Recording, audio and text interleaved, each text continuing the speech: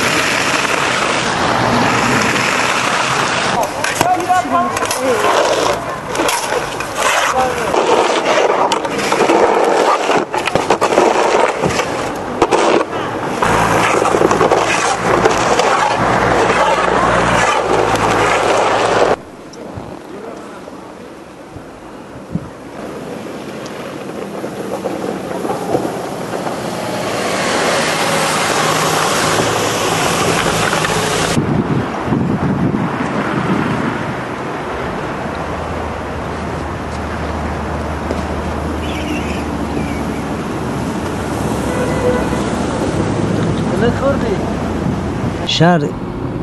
هر یک کوچه و هر یک تریتوریا داشت آدما برموده رفته اومده ایستادن باید احتیاط کردن در کار اینا رو به نظر گرفتن در کار برای همین راه تازه کردن در کار که درون مرکز باید تازه باشد اقلا ماشین نه پرتوید ماشین همین تا پا در پدال نمونده که ماشین میره و دیگر طرف ای پشت یک ماشین 4-5 ماشین دیگه به همین واقعا دچار میشن های وضعیت کار همین که ساعت 3 شب میبریم کار میکنیم همین راه رو تازه میکنیم که پیاده گردون محترم مشکلی نکشه